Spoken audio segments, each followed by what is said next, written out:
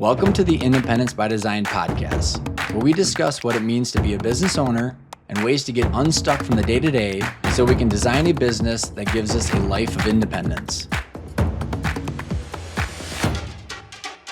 Over the last 9 years since I met Matt Paulson, the founder of MarketBeat, I've watched him take his company MarketBeat and grow it into a $50 million annual recurring revenue business with around 20 employees, 6 million email subscribers, to the point where he has what I would consider unlimited options and a world of abundance. And it really intrigues me to understand how people like Matt, who have pretty much complete optionality, how do they manage their lives? How does he manage his attention, his focus? How does he say yes to things? How does he say no to things? So I was unbelievably pleased when Matt was announcing that he was going to be doing a podcast tour. I took him up on it. It'd been a handful of years since he's been on the show. And him and I talk about how he grew MarketBeat into 50 million in revenue, how he thinks about employees and building teams, how he's managing his venture capital fund and what investments he likes and doesn't like. And then what it's like at the age of 40, hitting a milestone like $100 million net worth outside of MarketBeat, why he's been able to say no to all the different offers that have come at him, and really honestly, how he just stays focused and prioritizes the meaningful things in life. I love listening to how people that I respect manage their lives, stay focused, and prioritize what matters. And I hope you enjoy this conversation as much as I did. Here's Matt Paulson, the founder of MarketBeat. So here we are, Matt, and you and your X feed is why we're here. Absolutely. And it sounds like you've made a couple dollars on your X feed in the last, what? Was it like 7 days? Did you hit six figures yet? It was like a week ago Thursday. I teased out like, hey, I have this list of top affiliate offers in financial publishing. Would anybody want these? And like, would you pay for them? Because I've always thought about having this SaaS that would be like a data play of, hey, do you want this? And it turns out people are kind of interested in that, but really they're just interested in getting on a Zoom call with me, and asking about their business and getting advice and that kind of stuff. So like somebody said, yeah, I'll pay for it. And like, send me the Stripe link to check out. And I was like, okay, I got a Stripe account. I can make a checkout link in 10 minutes. I'll take your $2,000 or whatever. And then here we are a week later. I've got like 25 consulting clients and 89,000 in revenue. Have done 5. So close to the 100. Yeah, I mean, did you keep up in the price? Somebody may have checked out today. Like, it is so like not thought through. Like, I don't get emails when people buy. I have to go like check the Stripe account and see if there were any, like, because like there was no planning on this. Like, it wasn't anything I thought through. It was literally somebody said, hey, give me a checkout link. And I was like, fine, I'll take your money. Like, and then a lot of other people signed up for that too. Are you excited about sharing? I mean, like, give me a little like pure insight, like, because you posted on X and you and I met at Rhodium back 2017, I think it was. And I love your banter on X, man. I just have a lot of fun laughing at how you're out there. And so you said, hey, like, let's do some podcasts. And I was like, sure, why not? I'll throw my hat in the ring. And then, what is it? How do you think about sharing your thoughts about business now? Like, it sounds like you're like kind of putting yourself out there a little bit more.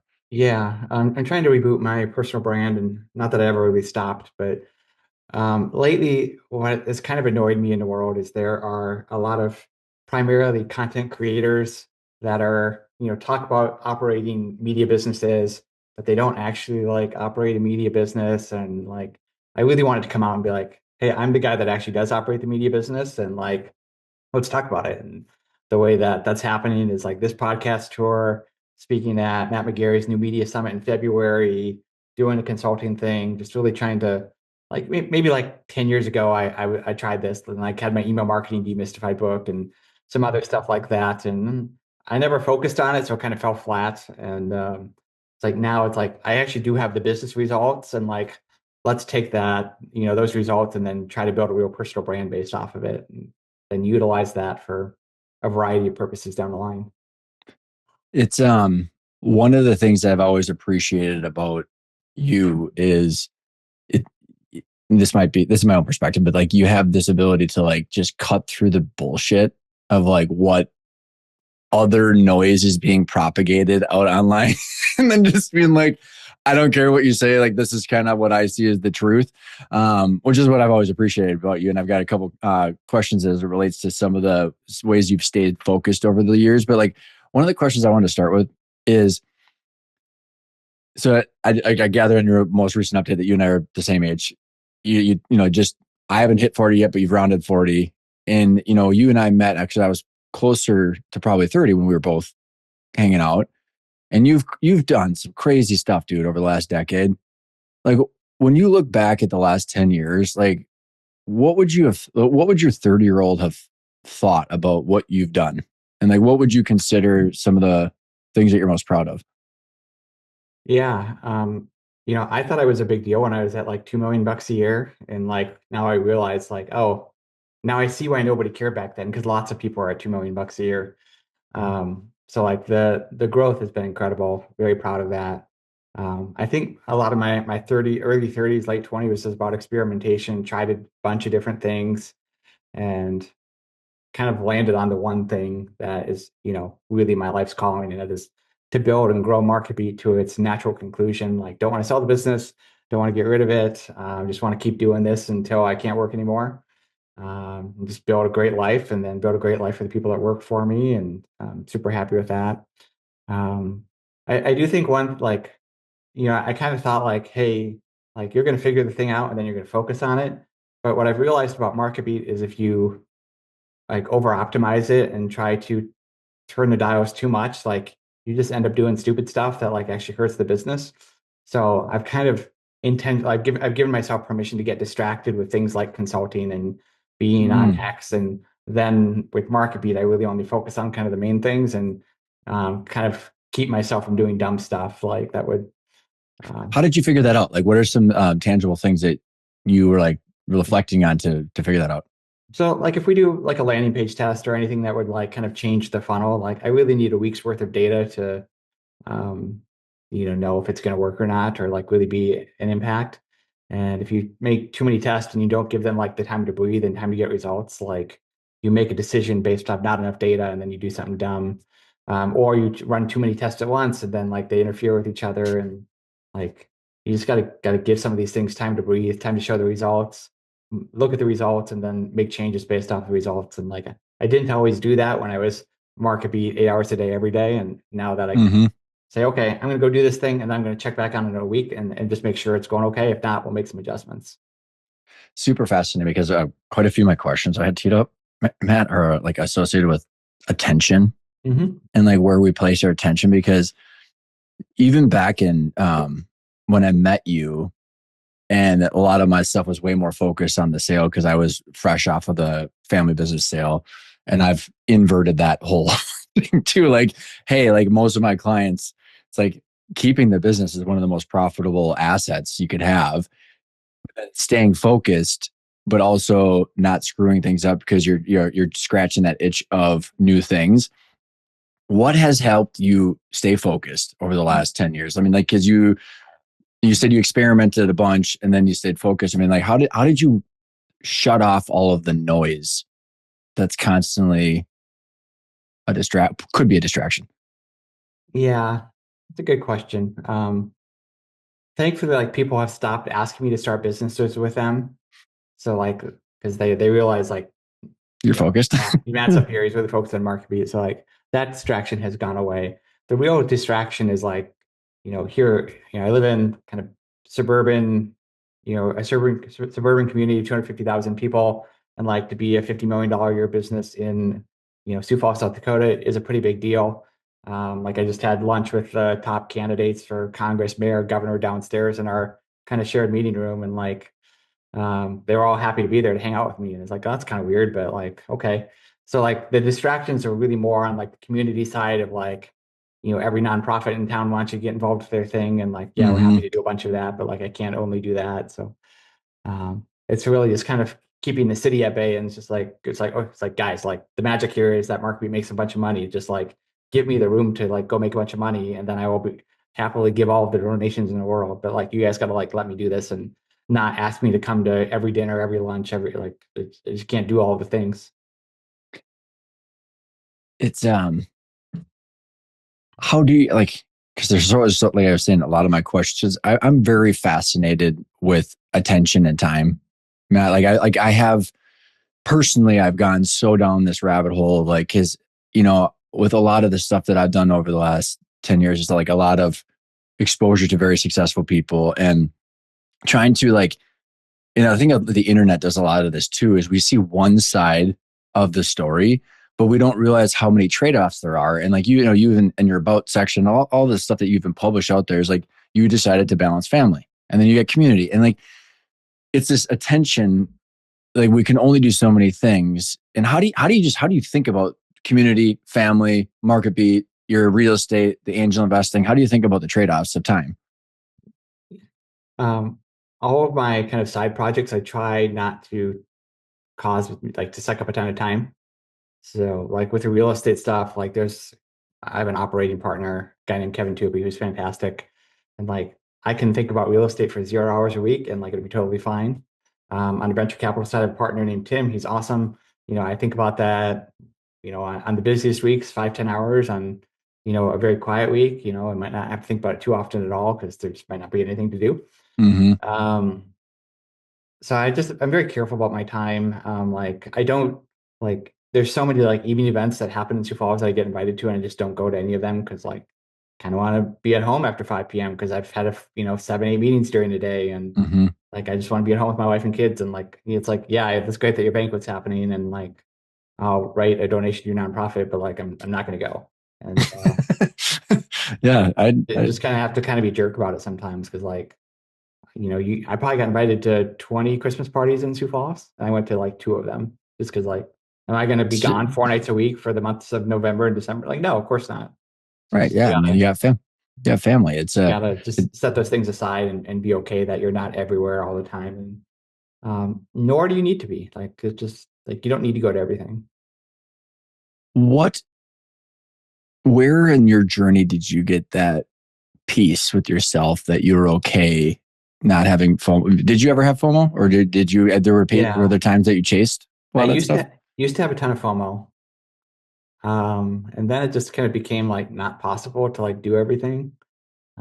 With 2 kids and 2 dogs at home. And when I like wasn't able to do all of the things and then like nothing bad happened and like didn't really miss it, you don't really miss out on anything, then it just kind of eventually just get over it. And some of that might be like getting a little bit older and being 40 now versus, late 20s when like I used to like want to earn my seat at the table and like now I've got the seat at the table and I don't feel like I need to earn it anymore by showing up and helping with every last thing. And, Mm-hmm. time just doesn't exist to do it either.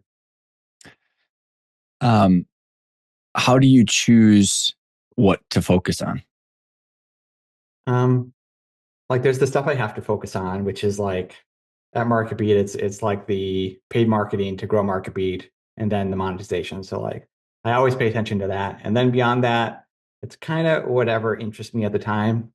Because like next a week from today will be my 19th anniversary of building MarketBeat.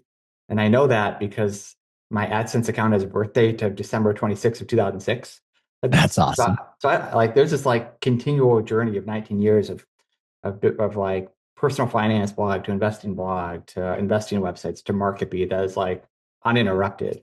And I think the reason I've been able to like stick with it that long and just kind of keep doing the same thing, well, partially because it works, but like because I just allow myself to kind of pursue other hobbies to their natural conclusion. Like I did the book writing thing, wrote 6 books because I thought it would make me some money, and it did, but like also like totally wasn't worth it. And then like got bored of it, kind of moved on to the next thing. Had a podcast for a while, doing a Twitter thing now, doing a podcast tour, and like eventually like these things will get boring and I'll stop doing them and move on to the next thing. But just giving myself that space to do these things and experiment a little bit and kind of pick a new hobby every now and then. Like my hobbies are like not golf. It's like I'm gonna go learn how to make great espresso and like be the coffee guy, and then do that That's for a few awesome. years. And now it's like, yeah, I can still make great coffee, but like sometimes you just don't give a crap and like put the pod in the Keurig machine and like I just want caffeine. Um, Yeah. like I was really into watches for a while, kind of got out of watches. Still have a bunch of great watches, but Like that was my COVID hobby because like that was something you could do during COVID. Um, yeah. That's super cool, man. Like it's I think there's a think giving us ourselves the space to just like experiment. But like one of the things that I see that other people struggle with, and I have also in the past, is experimenting in ways that are safe without blowing up the mothership. And I think that's the balance that I think, either they're like hamstrung or like captured in their operating role of the company, and which doesn't allow them to have that flexibility that you're talking about, or they chase that flexibility without taking care of the mothership. And so it becomes this like either or thing. And you're showing that you it can be both if it's what makes that work. A lot of it is all the stuff that I don't want to do at MarketBeat, somebody else does. And some of that, like, I don't want to do QuickBooks. So like hire a couple people to be, a CFO and an accounting person and, a couple other people. And like, I kind of willfully ignorant about how all the financial stuff works other than like looking at the P&L every month to see how, where the money's coming from and going out. But like the actual, like how payroll gets done and how bills get paid. And like, I really don't want to know about that. And I, do my part just to kind of keep good accounting processes in place. But, continually telling people like, hey, this is your decision. I'm not going to get involved with it. Like, this is kind of your neck of the woods. And like not micromanaging. Like we have a content team of like 3 editors and 10 writers, a couple YouTube people. And they asked me my opinion and it's like, this is up to you. This is your decision how you handle it. Like, I'm not going to tell you what to do. And just kind of really kind of keep my hands out of the stuff that like is not kind of the stuff that I'm really good at. Like, if somebody wants to mess with the advertising, I'd say like, go away. This is not your area of expertise. Is that where Uh, your main that's your baby? yeah, I mean, that's been my whole thing for 20 years is getting people to click on ads on the internet and buy stuff. Mm-hmm. Like that's like the thing I'm good at in the world.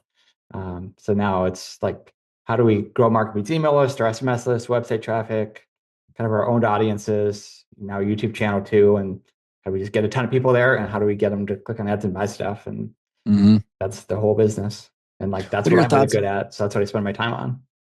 And it's it's what I want for a lot of my clients, Matt. Like because as I look at my clients where they're like some of them have gotten out of the operations and they're kind of quasi in the board. Some of them like that's their intent. A lot of times because they're all founders or operators to some degree, there's a part of the business that they love, but everything else they hate. So it either gets neglected or but I think that there's this world like you can be both, right? You can be the owner and you can tinker around in the places that you love and it doesn't have to be so rigid, but then it's building the systems and the team around you so that way you can actually give yourself that flexibility. Any any lessons learned or thoughts about team and like how you build a team and how you manage the team? Yeah. So much of it is like, that's a good question. In terms of hiring, like we've had really good success hiring.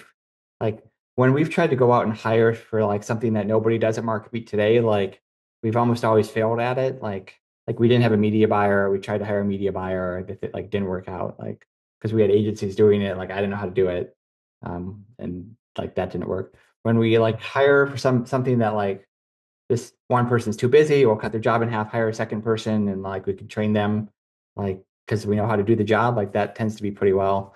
It's like when we go out a limb and try to hire something for like nobody knows how to do this, and we just expect somebody to come in and know how to do it. Like that never works.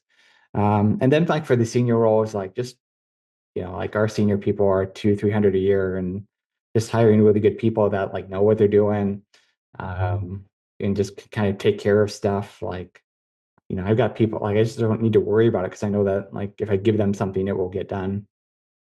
Did you have to go through a process to find those people? Like, did you have to go through one or two people before you figured that out? And is it a combination of the pay and just being open to that level? Because like I'd say like that's the C-suite pay range that a lot of my clients are working on too. And I've had to say like, first of all, inflation has hit the C-suite very much so in the last 5 years. And like once people swallow that golf ball of reality, then it's like, okay, it's kind of like when you're looking for a house. Like now that we realize that this is our budget, we're not lying to ourselves. Now can we open this up? So how have you, have you gone through a couple of iterations to figure out who the right people are, and what would be like the right qualities of the C or like that leadership team that allows you to trust them implicitly? Yeah, I mean, a lot of it's kind of been upgrading what we do over time. Like at MarketBeat, we tend to we're typically like intentionally kind of bad at stuff until we decide we need to get really good at it. Like our accounting was just like not like we knew we had money because we made money and had profit at the end of the year, but like very disorganized. And like when the state Department of Revenue came and said like, hey, we're going to do a sales tax audit, it's like fuck. I had to I had to like go through my email and find 400 receipts, which I did. But now like we have it all in QuickBooks. It's there. Like if they come back 3 years, and they probably will, like we say, here you go. Yeah. But we decided like we're gonna get really good at accounting this year. We had the money. So we went and hired a good accountant to be our CFO. And one thing that like we've kind of done here in Sioux Falls is that like we very intentionally like make MarketBeat like be seen as the premier employer of the community. Like we're doing like paid promotional content about MarketBeat in the local business journal, like talking about our employees and how they love their job and like what they were doing before and what they're doing now at MarketBeat. We talk about all the stuff we sponsor, like people know in Sioux Falls, like MarketBeat is a great place to work at. And obviously we pay well. So like when we go out to hire somebody, like we tend to have a pretty good choice of people to choose Mm-hmm. from. Like we stole the anchor away from the local news to go to our YouTube channel. And then we like That's awesome, dude. we stole the CFO of a $300 million construction company to come be our CFO. And like we can get great people now. And it's because we put all this energy into making MarketBeat like a great employer brand in our community. That's awesome. I actually was on a call with one of my clients who he'll be listening. He sells boilers and installs boilers, and like skilled labor crisis is happening. And so a lot of my clients matter like real things for real people in the real economy, like just like stuff. And like we had like the skilled labor is going to be a problem for quite a few of the people I work with. And we want that dynamic for them to be able to be choosy because they have like very similar characteristics and qualities I think that you have attracted. And I actually said to the guy, I'm like, I think that there's a serious argument to become, I'm going to put in air quotes here, like a media company, but like, like right now they don't have a lot of YouTube channel or any of that stuff where people don't know that they should be the employer of choice, where they're even a half ESOP, Matt. So there's all these things that could make them, but no one knows it. And so like, I think as labor and the demographic cliffs become something that are really a constraint, it's interesting to hear you say that because I think that's something that people should take notice of. Well, and it's like not really expensive to do. Like our local business publication charges us maybe $250 to do maybe 500, I don't know, to do like a sponsored kind of story and like on their website, and like everybody reads it because it's like the only thing out there in town. Like we write the article, so we can say whatever we want. We publish it, and like it's money well It's spent. awesome. Yeah. How about the people that have you had any varying experiences like when you not hiring the right person and then how Mhm. you figure out it's the wrong person and then how you address that to find the right person? Yeah, I mean we've only had a few mishires.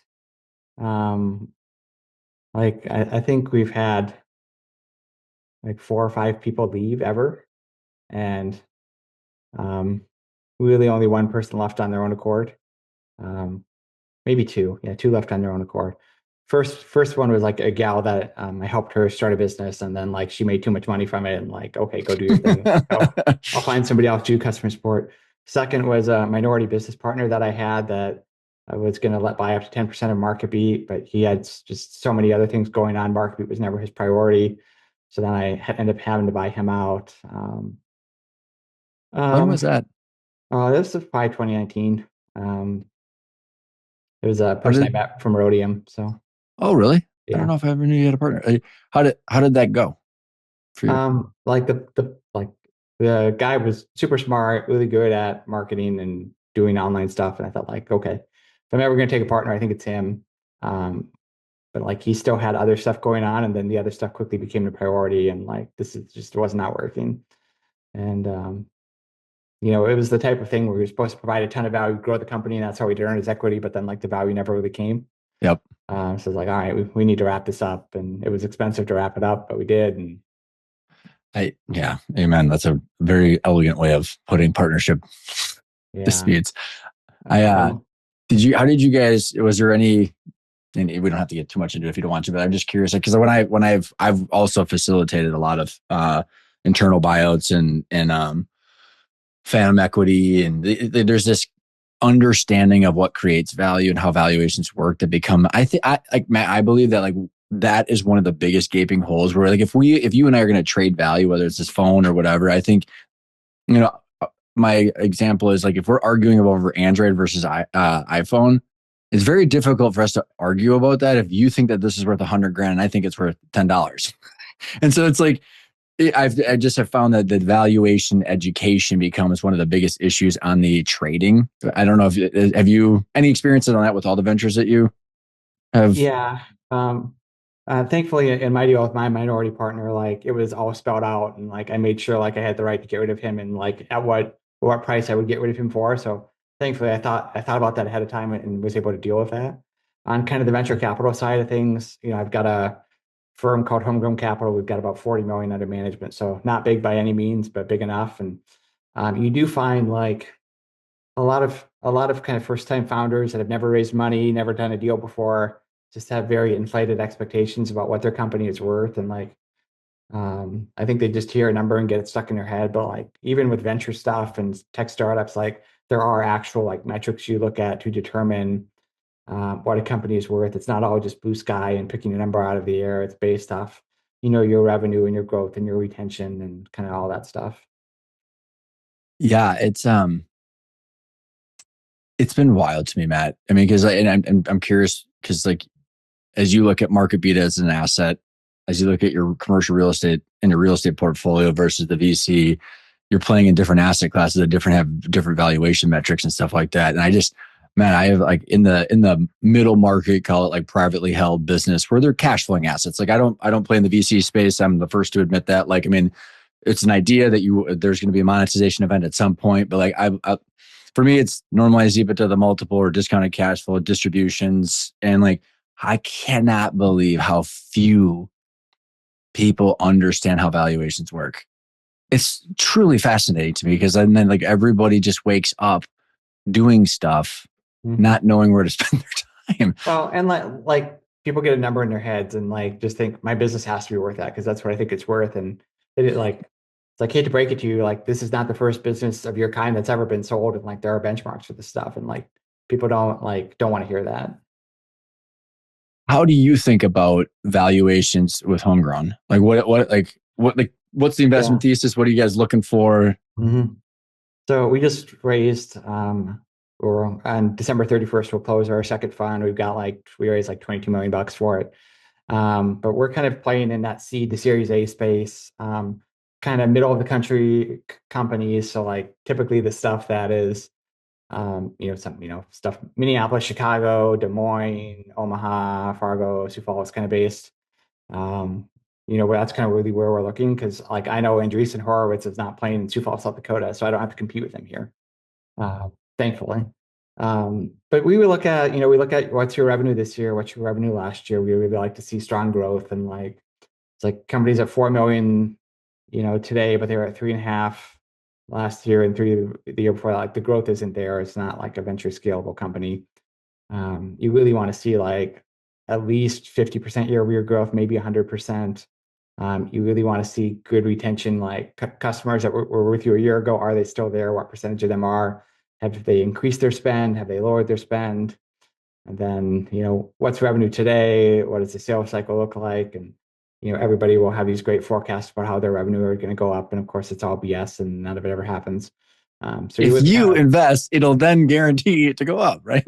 Well, it's just like they've got like these rosy like sales pictures, right? They're like, oh, we're at 20,000 today, but next year we're gonna be at 2 million. It's like, okay, maybe, but probably not.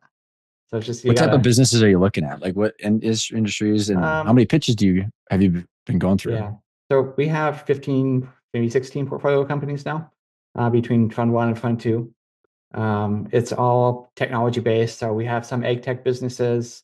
Like Cool. there's a company out of Nebraska called Grain Weevil. That's this robot that goes in grain bins. It's really cool, that we Oh, invested sweet. in. Like, people that aren't in the Midwest don't know this, but like farmers die in grain bins all the time because like you can drown in a grain bin if you fall in and like nobody's there to help you. Like that's a bad deal. Yeah. Our former governor's dad died in a grain bin and like bad deal. So some guys made a robot that will go in a grain bin. Like there's typically like a crust on top of the grain that you got to break to get the grain out. So they made a robot that does that. It's really cool and does some other stuff too. Super It'll like cool. fix it up and so like we invested in that. On top of that, we'll do fintech stuff. Sioux Falls is kind of a fintech hub in a way. We have yet to find a fintech deal to invest in, but like we keep saying we want to invest in fintech. Then a lot of B2B SaaS. I'm not one that believes AI is going to eat the lunch of every SaaS company in the world because you still need specialists. Like people don't want to like build their own tools. Like we built our own CRM, but most normal companies don't want to do that. They don't want to build their own solutions with their vibe coding that nobody's there to support. Like they want complete solutions, and that will continue to be the case. So like whether the next generation of SaaS tools are vibe coded or still built kind of the old fashioned way, like that, line of software stuff is still going to exist and be a great business for a long time to come. Um, Not shocking for me to hear that from you. How do you think about AI and valuations and where it plays a role right now? And then pick a time frame, Matt, like whatever time frame you want to unpack. And like, what do you see that where do you think the puck's going? That's a good question. I don't think AI is going to fundamentally change the world as much as some of the technorati say it is. I think it'll be a lot like the transition from like the 1950s to today, where like everybody still probably has a job. The jobs are going to be different. Like we don't have typing pools anymore, right? And people aren't doing accounting using these long books and doing the numbers by hand. So I think it'll be a lot like that, where it's like some of the more, I don't know, like basic computer jobs like probably go away. And it's more about like, you know, like being a programmer today is not like just knowing all the syntax perfectly and writing all the code by hand.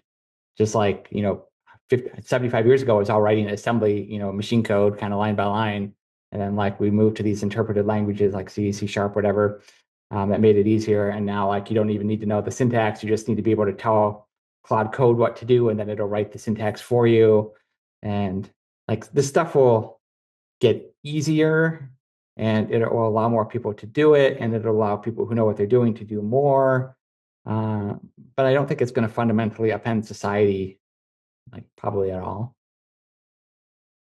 I agree with you, and I'm curious. I'm curious on your um, thoughts on my comments. So, first of all, like we're like the whole world's going through this demographic issue over the next 10, 15 years. That's very significant. And like everybody, so I hear Matt, like we hear it's going to eat the world and everyone's doomed and AGI is coming versus like, very practical conversations. And I go, okay, well, if we have a serious amount of baby boomers getting out of the workforce and our entire, like what, 60% of our economy is white collar, and I mean, I don't know if it's 60% white collar, but there's a lot of services, right? Less so than the hollowed out manufacturing base that we've all been discussing. Like we need the ability to do more with less just to stay in the same spot. And I think about Matt, as I got rid of my last company with payroll, and like as I've just got my coaching business, like, my God, the amount of shit I'm able to do with AI right now is fantastic. You know, but it's not like I can't like just ask it to do like it's not going to take the business and run with it. So it's very interesting to me where and from what I've gathered too, like the LLM structure they don't even see a path to AGI compared to like I don't know. It's just fascinating to hear you said. And Yeah. Well, I remember when GPT-4 came out and it was like such a big deal. And frankly, it was, but like people was like, I'm going to start a business and ChatGPT is going to be my boss and I'm going to work for it. And like, obviously that didn't work out. Like those people don't have businesses today. Um, Are you seeing this stuff come up in your pitches, or how are you seeing? So when I say yeah. stuff here, let me clarify. So what I've noticed, with the boardroom playbook that I've got, I mean, everything ends up coming down to cash and to financials and how the business produces more cash. So it becomes this first principle constraint that's deterministic. And it's becoming more and more aware. I become more and more aware of how many advisors and consultants have no idea what they're doing Hmm. because they plug it in and they give you something and you're like, it's just wrong, but they Hmm. don't know that it's wrong. Yep. And like, are you seeing like, how are you, how is that coming up in places that, Um, yeah, I don't know. Every startup we talk to has an AI story of some kind. Um, I think you just kind of, it's like something you have to do. Like, if it was 2020, everybody would have their slide about like how we're being inclusive, right? And then like society changes and like that's not the thing anymore. And now it's 2025 and everybody has to have the AI, like, here's how we're going to do AI. And 5 years from now, it'll be like here's how we're going to use humanoid robots or whatever the thing is, right? yeah, yeah. So it's just like part of it's like the narrative is this and I got to go along with it. So here's my I have to at story. least address it to some Yeah. degree. But a lot of it just like, it's like, I don't know, it just, I don't think every business in the world needs AI to succeed. Like, um, I think what will become more valuable is the stuff that AI can't automate. Like, plumbers making $100 an hour is like going to be a real thing very soon if it's not already. Because like, no, not many people want to do it, and it's a very valuable thing that we all need. And like, Yeah. it's a The great trades time. It's up. going to be a great time to be in the trades. Oh my God, Matt, the trades up in the Twin Cities. I mean, you're $150 an hour for electricians, plumbers. I mean, like I'm seeing it already. And it'd be really interesting as the private equity roll-ups in the trade space come to fruition, because with the debt being more expensive and then the inflation on the payroll, it'd be interesting to see if all these roll-ups that everybody thought were so obvious 5 years ago come to fruition on the back end. I mean, we saw how it played out in e-com space. Like, it obviously didn't end well, right? I think we'll probably see some of that in the trade space, but like, there's a reason like these businesses are hard and not everybody starts them. Like, you can't abstract away like all of the actual work that needs to happen. That was so well said. Oh my God. What allowed you to like, what was your experience over the last 10 years of the hype of selling businesses, right? Because you saw it in the e-commerce space, you saw it in the digital space. I mean, and then 2020 it ramped up with all the cheap debt and the free money. Like, what kept you from having? Or did you have those conversations? How did you stay focused? Yeah. I did try to sell my business in 2016 and nobody offered me like more than 3 times EBITDA, and then I didn't sell it. So like, yeah, I kind of fell for the hype cycle for a little bit, and we had some personal stuff going on in our family that like made me think like I just need a break from work for a while. But like the right offer never came. I told the guys at the brokerage that we were working with, like, somebody wants to offer me 4 times EBITDA today, like I'll probably, I'll take it. And I got like three, and then they were surprised that I didn't want to take it. And it's like, well, whatever, I'm going to go back to work now. Um, and then like from there, like, things at home kind of settled down, and like we had 2 NICU babies is kind of the deal. My wife had 2 tough pregnancies, and like, but like that settled down, kids are fine. Just kind of went back to work, and um, then like eventually like I realized, oh, this is actually something pretty special. I should probably hold on to it. Now it's like I don't like take the emails, I don't take the phone calls from private equity, venture cap, people. Um, like there's a firm that bought like another financial media company in our space, and they reached out and I was like, well, just so you're aware, like I'm never going to sell MarketBeat and I'm not acquiring any businesses. So if you want to talk, that's fine. Just know that like I'm not for sale and I'm not buying. So like, and then for some reason they never followed up. Um, I can only imagine that from 2016 to call it 2021 or two, the multiples doubled, tripled, or whatever it could have been. And like, did you ever think about, because like maybe you might not have gotten it, but I think I know what I've seen over the last 6, 7 years has been actually overpaying for a lot of these companies. So did that ever change your mindset? Well, eventually I had enough money where like it didn't matter. There's a lot like people sell for life-changing money, but like, if I had sold MarketBeat, it probably wasn't going to change my life at all. Like we weren't going to move houses or like we kind of already bought all the stuff we wanted to buy other than like the jet. Like, so it just like didn't matter at that point. Like I just kind of like doing the thing and I want to keep doing the thing.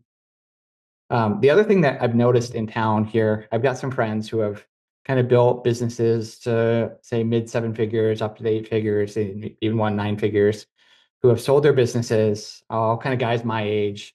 And then like after they sell and get out of the thing, like they either don't have anything to do or the next thing is not nearly as cool as the first thing they did. Like I've seen it happen like 4 times here in town. And like it's like I see that happen to you. I'm not going to do that. You're talking to one right here, by the way. Yeah. Yep. And like, it's it is such a, and that is why this concept of like there's this operator role and there's this ownership role and just understanding. I mean, Matt, again, it's been almost 10 years since you saw that presentation that I did where like the messaging tweaked over and over as I learned more and more. The it's a false choice, I think, of like when someone, because like, it sounds like when you were having the family stuff, it's like, okay, well, I'm exhausted, but then it's like we commingle the asset versus the job. And like, and that's why, you were explaining how you tinker around in the stuff that you love and then you give yourself space. Like there was this story about Walt Disney that really resonated with me, Matt. So his brother, Roy, was like his like co-partner or whatever, like doing all this stuff. And when he built out Disney World, he's like, I just want to play for the rest of my life. And that's how I think about business. It's like, hey, Yeah. like you can design your own little sandbox. Mhm. Yeah, and in a way, I've done that. Like I've got a really nice office here, 9,000 square feet, brand new office building downtown, and like have people I love to work with, work I love doing. And if we get bored, we just go try something new. Like we started a YouTube channel a couple years ago. It's up to 400,000 subscribers now. We're building out a studio for it, and like it's fun to like try stuff like that. And I bet doesn't work every time, but there's never a fatal blow, and we can try the next thing if something doesn't work. The financial freedom threshold that you crossed, Hmm. um, what has been your relationship with money? Like over the years, how you grew up and then how that threshold was crossed and how that mentally was processed. Yeah.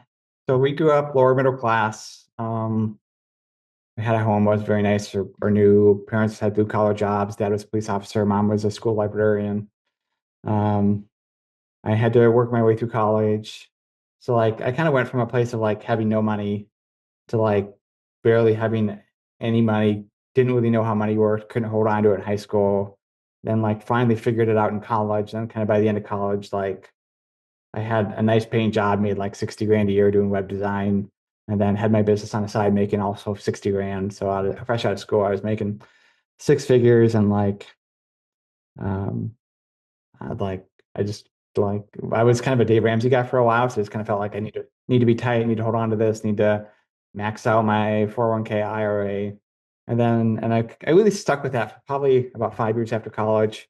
And then I realized like, oh, the Dave Ramsey content is not for me. Like that's for people who are in debt. And like I had no debt, had plenty of money, kind of buy whatever I wanted. And now it's just, I hold on to it, I'd say loosely.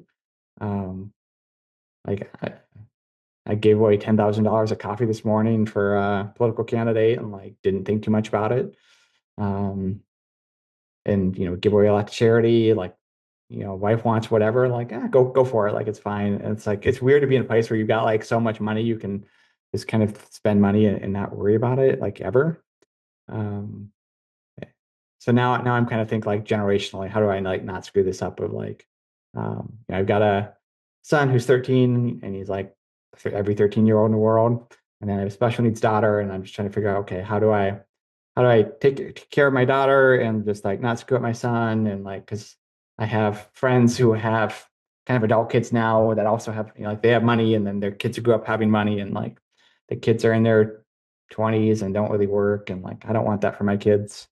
So like, how do I not mess them up? Is probably my main worry these What are your days. thoughts about how to teach money to kids or to your Um, son? you know, I don't hide anything from him. He knows basically what we have and how much, and like he knows he's going to get a lot of it someday. But he also knows that money's not unlimited, and like I give him an allowance every week, and when he spends it, it's gone. Um, we talk about working in high school, and a lot of kids do that, and um, kind of made it clear like there's no job waiting for you at MarketBeat when you go through college. Like you can go to college, I'll pay for it, but like you're gonna have to get a job, you're gonna have to get your own apartment, and like you're gonna get all my money someday, but not right away. Like you're gonna have to go prove that you can be an adult by yourself first. It's awesome. Yeah, it's really interesting because again, we're the same age. I don't know how old your parents are, but um I have noticed because a lot of my clients, half of my clients, and I'm really good friends with my dad still, like are all around my parents' age. And there's like this huge, like a huge number of people that have like one child at home that the failure to launch thing. And then there's a lot of correlations, I think. And it's just interesting to like money has a constraint, and just teaching that because like I end up teaching my kids that too. Like, hey, like here's how to earn it, here's how it works. I mean, it's just interesting, interesting dynamics. How do you think about donating to charity? Then, like how do you pick the charities? How do you figure out what does impact mean to you? Yeah, it's really hard to give like, uh, Bible kind of talks about giving away 10%, and that's kind of a good rule for life. And when your sal or your like personal income is well into the eight figures, like it's kind of hard to do that. Like, because like most small non-Christian nonprofit or whatever that's got like a budget of $750,000 a year, like you can't just give them $1 million and like expect to have it spent well. So then you kind of got to spread it out, and then like you develop this reputation of like, oh, Matt gives money to everybody, I should go hit him up, and then everybody hits you up, and you're on everybody's Mm-hmm. list, and it kind of becomes a thing. Um, the way that I've been able to maintain some sanity to it is I put a committee of my people in charge of a good chunk of the money. So then when somebody wants a donation from us, they have to apply. And then like 4 times a year, the committee will meet and give money away. Then I don't have to think about it too much. And that way, all of the nonprofits in town feel like, yep, MarketBeat's being a good corporate steward. We got our 5-10 grand from them for our annual event, and good for them. But I don't have to think about it all the time. You're not the The one saying no all the time. It's not. Well, Yeah. and like we don't, it's not even that we're saying no because we give away plenty of money. It's just like all the asks become an interruption because like it's a phone call, it's an email, it's a text, it's a Facebook message. Like, can you give to X? And like giving away the money is the easy part. Like managing the whole thing and like doing the communications and like sending people to the right place, and like Mm-hmm. making sure like yes, you're a legit nonprofit, and like you give people a donation and it's like, oh, does somebody from your team want to volunteer here? Do you want to have somebody on our board? And it's just like there's no end to it. And it's like every nonprofit in town. So I kind of gotta kind of keep it at arm's length in a way just to maintain my sanity. Is there any topics or specific organizations that have your heart? Um, yeah, and there's a bunch. One of them is an organization called the Foster Network that we support at MarketBeat. And like what you find is like kids end up in foster care for no fault of their own. And then like, it's pretty unexpected. They often have like nothing with them. So then like families can like, you pick up the kid, you stop by the foster network, you get all the stuff you need, clothes, whatever, shoes, maybe like toiletry kit, Mm, really anything. And that way, like the kid has some stuff that's theirs. And then they do like support groups for foster families and a lot super of stuff cool. like that. And like we've got 2 of our employees on the board. I'm not on their board because it would probably drive me crazy to be on a board of a small nonprofit, but stuff like Why, that. why is that? I just, well, when it's hard to slow down to that speed.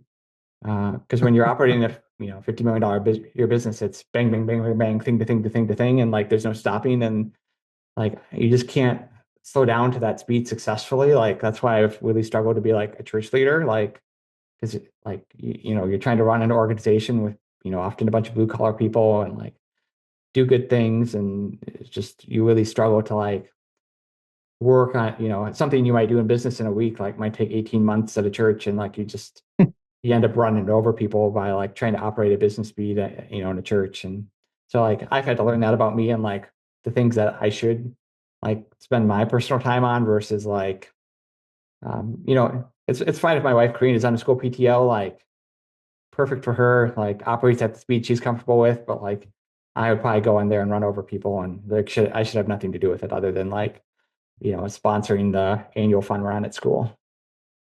I'm just cracking up too because I can resonate with the speed of things like that. I sat on a board of a nonprofit in St. Paul like 15 years ago, and when they were like asking about like it was like donation time and like the annual event, and I was like, well, where's the CRM? And they're like, what? And I'm like, oh boy. Yeah, I don't know what And that then is. yeah, well, and it's interesting to hear you. And what I'm hearing too is like just knowing that that's part of the dynamic. So that way because I've struggled with that. Like then I become too much for Hmm. the dynamic. Yeah. I didn't know you went to seminary school. Yep. Got the seminary degree. I got is a 64 credit hour, Master of Arts in Christian Leadership, about 2/3 of an MDiv, accredited school. It's all legit. And then I was on their board for 6 years after that too. That's awesome. I don't know if I told you I'm a theology minor. I think I did know that. Yeah. Did you? Yeah. Like, how does that your faith, the perspective that you got in seminary school, how does that show up and how does that sprinkle throughout your life and your entrepreneurial career? Yeah. I'm very much when I think about like my Christian values in the workplace, it's very, I don't want to say subtle, but like what I found, at least in Sioux Falls, like the people that kind of wear it on their shoulders are like sometimes the people that you need to be suspicious of, because like there's a Christian businessman who had a construction company and like he's part of all the local Christian groups, but he also like he shut down his construction company in the middle of a project for us and just left us high and dry and is like, really? Like you're gonna put yourself out there as this Christian businessman Mm-hmm. and then also just like not follow follow through on your word and finish this project? Like these two things don't line up. So like I honestly like don't necessarily like fit in with like whatever that Christian businessmen's group would be, because I'm kind of a little bit too rough around the edges for them. But I mean, it's more like, am I doing the right thing all the time in all my interactions with people? Am I a kind person? Am I nice to people? And I like to think that I am. And like, you find here somebody's in need, you help them out, and you just don't think too hard about it. And really, it's how do you feel good about every interaction you have with people in the community, regardless of who they are and like why they're talking to you. And I don't know, I just try to do the right thing all the It's time. awesome. It's It I plays have out. found yeah, and I have found that like because of the sheer quantity of decisions made as an owner, Hmm. that ability to do what's right or wrong or make impact at scale becomes really fun. Hmm. And then yeah, it's always people in the first pew that you have to worry about, right? Yeah, well, you just got to do some fun stuff like say organizations behind on budget, like you like individually have the capability of like taking care of like fixing the problem yourself, which is kind of neat. Or like I don't know, like giving people like there's a nonprofit that needed a new place to live, like for their organization, and like went out and bought a building for them and said, "No, yeah, okay, you can live here rent free, just pay the property taxes and the insurance and whatever, and stay here as long as you want." Like, so you get to do some really neat stuff. But I also like don't necessarily like advertise it. I don't know. It's a Mhm. weird dynamic of like I don't necessarily want to be like the person like that's like wears it on their sleeve. It's Well, just not why? who I am. Yeah. Yeah, yeah. Well, what would be the reason to do that, right? Becomes just an interesting topic in Yeah, itself. I'm really like not a big fan of labels, and just I don't know. And I feel like people that like live by their label, like okay, do you have any like independent thoughts, or are you just saying like I identify as this, and now I'm this because of that. I don't know. I'm just me. Yeah, it's why do you think that is, Matt, with people? Like, and especially as you're like bumping into, I saw a couple of what are the events you're doing, the people that you're on stage with and the friends that you have, and like, and how do you choose who to spend time with, and how do you filter through those people that are throwing themselves labels that are disingenuous? Hmm. Yeah, and it's weird because like people like want you to have labels so they can understand you and like put you in a box. So like that's kind of why I don't like labels. Like entrepreneur, Republican, Christian, like all, it's just um sorry, what was the question again? But like, how do you? I'm tracking you. And it reminds me. I mean, I'm a big fan of Naval. I watched a handful of his podcasts, and like, it once you have that thought process and that filter, like, how do you choose to spend time around who? Like, as you're like, so okay, let me see if I can answer or ask the question a different way. Like, as you're becoming more of a thought leader, like you've actually done this stuff, right? You've got a company, you've executed it, you're doing all the stuff that we've talked about on the call. Like, maybe I could ask it this way. I, Well, st- oh, go ahead. I think one thing that happens is like, you kind of like people want you to identify with their label, and then like I'll sit down with like any like local city council or like legislative candidates, like regardless of political party, like because I just don't really care that much. And then like people are like, "Why'd you meet with my opponent? I thought you were for me." It's like I am, but like I just talk to everybody. Like, what's wrong with that? Or like, "Why'd you meet with that person? They're a Democrat." And it's like, so what? Who cares? It's like I just want good people doing good things in our state because there's a lot of crazy people around and that want bad things for the state. And like anybody that's working for good, like I'm happy to meet with and help.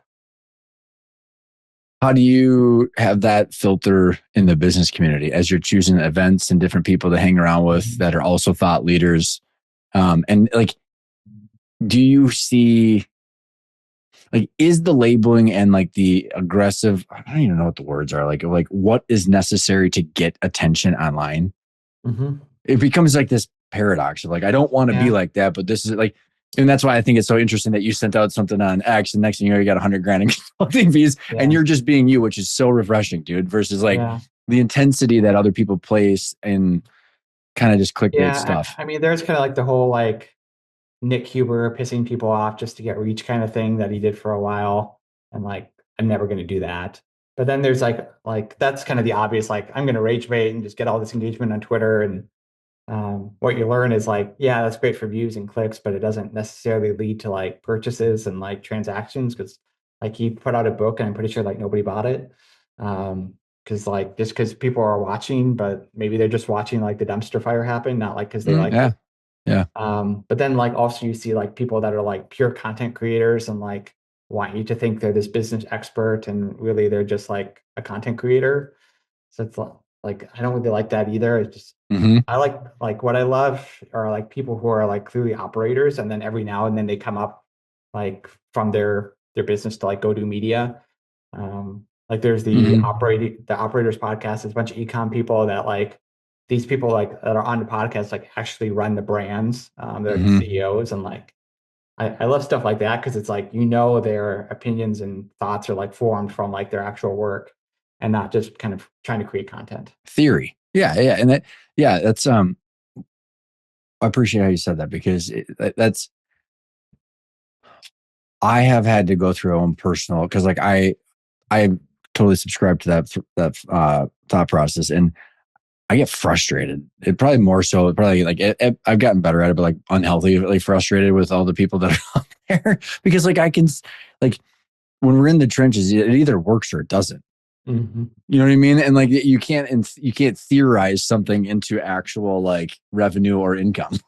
You know what I mean? So it's just I appreciate that a lot. What are you looking forward to over the next year?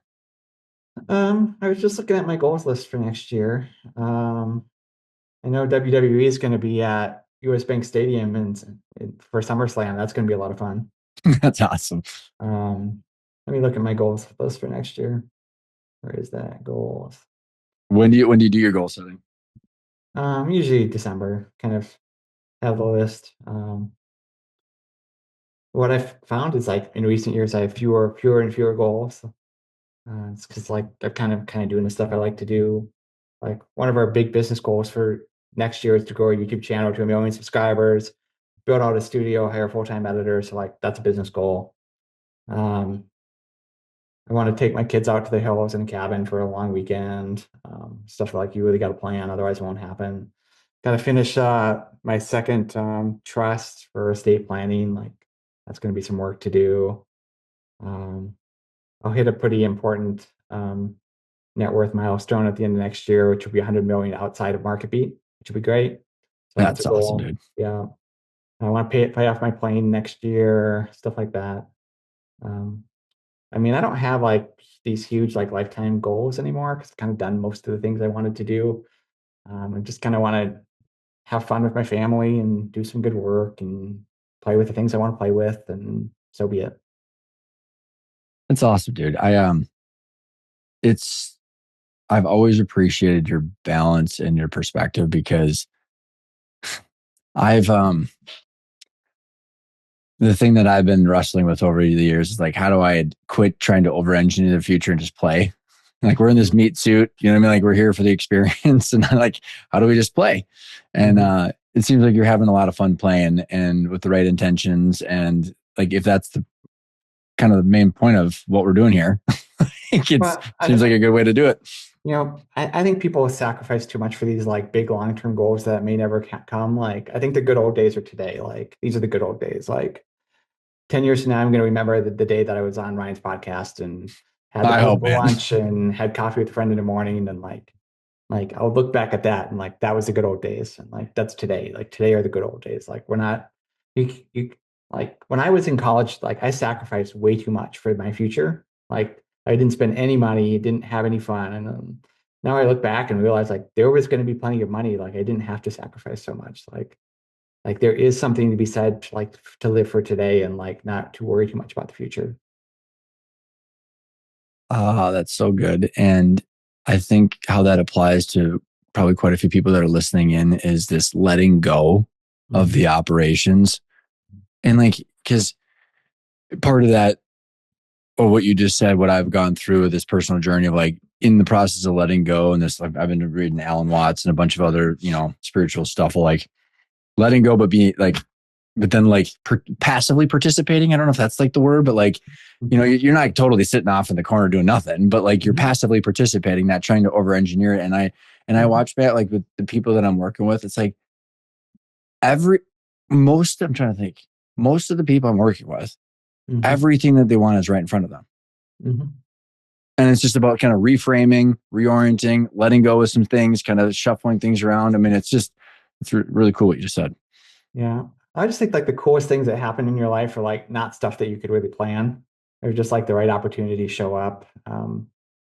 Like our family got a suite at the Vikings this year and like we didn't plan on it. Like it wasn't a goal. It was I got an email one day from because we had rented a suite last year and they said, "Hey, the suite came up and do you want it?" And I'm like, "Hell yeah, we want it. That sounds like a lot of fun. Let's go do it." And like the best stuff in life like that just kind of pops up and then you just kind Mm-hmm. of take advantage of it.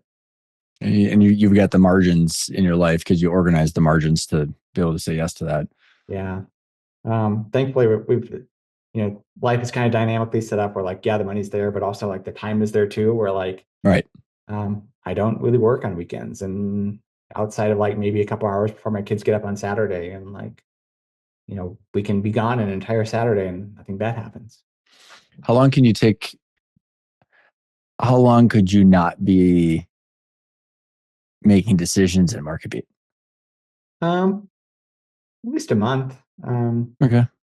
maybe two. I mean, the most like I love MarketBeat, so I'm never really trying to get away from it. Like Mm-hmm. when Karina and I go on vacation, with no kids, I would like delete Slack from my phone and like, not be engaged for like a week. And Mm-hmm.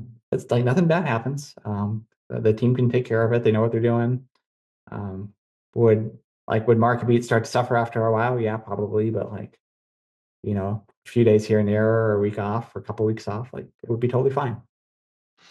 Have you have you ever done any operational parts of your estate plan? Like one of my old business partners who is an M&A attorney, does a lot of business governance stuff. It was years ago. It's actually probably related to the time I met you. Um, like if you keep the company, like what you are, like a lot of over half of my clients do as well. Mm-hmm. Then it's like, okay, well, great. We got the trust and the estate plan set up. These assets move here, do this, avoid probate, all that kind of stuff. But like one of the challenging questions we've been starting to address is like what operationally happens? Like, does this company stay in the estate, or Mm-hmm. does the trustee take it to market? Like who are the, that have you ever thought about any Mm-hmm. of that kind of stuff or? That's probably the next project. The team knows who would be in charge if I were dead. And there's first in line, second in line, Okay. to run the company. And my hope is that they probably run it for Korean's benefit and our family's benefit and for their benefit. So like there is just a little bit of that stuff there, but like it's not well thought out. Honestly, what I think happens to MarketBeat, assuming like I don't die early, like I run it until I'm 70 and kind of tired of it, and maybe the last year of profit or something goes to all the employees, and we just kind of close the doors at the end of the day. Like I like these businesses don't most businesses don't last forever, and like to think that they would like it's fooling yourself. Like I've seen like financial sites like come and go and die like over the course of my business career like many times, and like the fact that we've made it 19 years is kind of shocking, and like we might not even make it to when I'm 70, and like that could be okay. Like it'll be okay. Yeah, that's cool, man. Yeah. I I know just there's hate the idea of like somebody else like running my business into the ground because I've seen it happen so many times in the finance space. Like I would have to like be on board with whatever the company that acquires it is and like work there. Otherwise, like acquisitions in a financial media space, none of them have gone well. Like none right. of them. Yeah, it'd be interesting. I can see your perspective on like your sector, what you're doing, Mm-hmm. and your perspective on that. I've got some exposure where like, I mean, I just was talking to this other guy on the phone 2 weeks ago, 137-year-old company. They make machinery for sawmills. Mm-hmm. like, like makes sense why they've been around that long. I mean, but that's where it is fascinating. I do get fascinated with the ESOP structures Mm-hmm. as a mechanism for like longevity. Obviously industry has a lot to play in like the desire of that. As we round the corner here towards the end, I feel like I would be foolish because you're the email marketing genius of X and the online space. Mm-hmm. Uh, Obviously, I am not an email marketing expert, and we've had a lot of different conversations. um, 6.5 million subscribers now, Matt? Yeah, we kicked a bunch of people off the list. So then we Okay, like did so we were like 6.4. I think we kicked about 500,000 people off the list that were inactive. And we're at 5.9. Now we're like 6.05 or something like that. it's so I cool, dude. think next year I probably have to stop talking about our subscriber count because like it's such a vanity metric. And like I have people on the list that haven't opened an email in 3 years that I should frankly just kick off the list and haven't yet. But then I won't be able to say I have 6 million subscribers. Like Wait, well, you the real number is probably like 3 million that have opened in the last 90 days.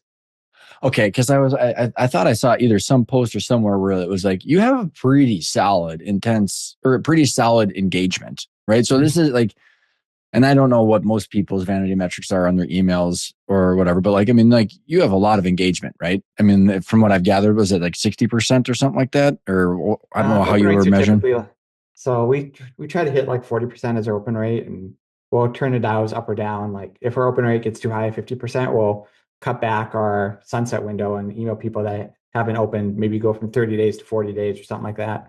And then if it's like your open rates are dipping down like below 35, we'll tighten things up to kind of hit that target because you want to kind of be at least 40% to keep the ESPs happy with you. Because like I mean ultimately like that's what you want to do is Right. keep Gmail happy, keep Yahoo happy, keep Microsoft happy, and get your messages in the inbox. And like How that's many the how many companies have an email list as big as yours? I have honestly not. I mean, in our space, not.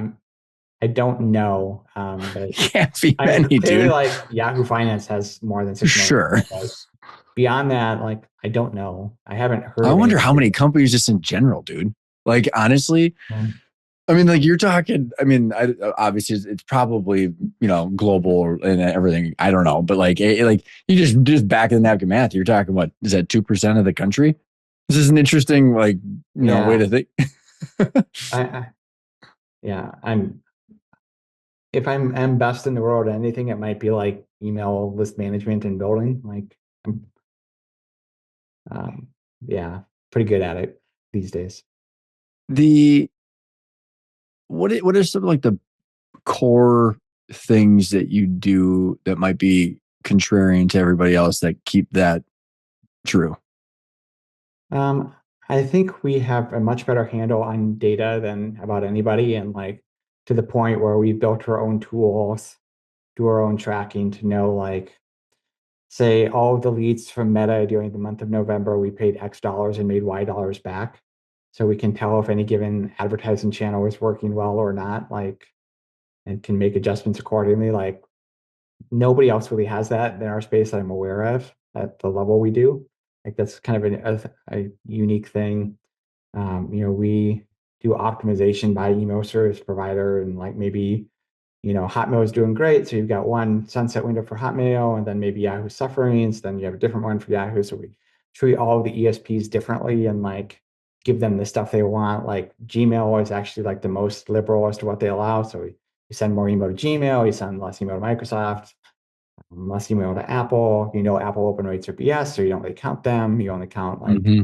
their clicks, and just like each email service provider has their own kind of intricacies, and then like stuff changes. Like now all of the emails that used to be Prodigy are like managed by Yahoo. So then you got to change how you deal with Prodigy emails because they're now managed by Yahoo and they do different stuff.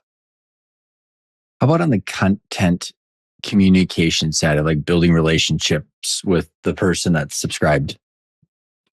That's honestly less important. Because like we're not like I think of like Anthony Pompliano Pomp. He has a financial newsletter about Bitcoin and like very kind of personality driven relational. And like people subscribe to him because they like to hear from him. And like I love his stuff. I like to subscribe to it. I like to see what he's doing as an operator. MarketBeat is not that. We're like CNBC. Like you don't have a Mm-hmm. personal relationship with CNBC, and like you're never going to. Mm-hmm. Uh, so it's more like we try to write about the interesting topics of the day, like whatever the hot stock is this month is the one we'll write about often, because like that's what people are interested. So we try to create content about like this is the trend right now. We talk about it, what's going to happen, what's not going to happen, and then that drives the engagement more than like people want to hear from Matt Yeah, or from right, Mark. right.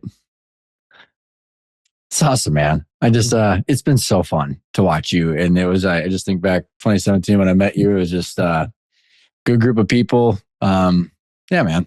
I am very grateful for the time because since I got you scheduled, you started charging for your time. So, Yeah, you didn't uh, have to pay 3 grand for the Zoom call. right. Oh, look at that. Right.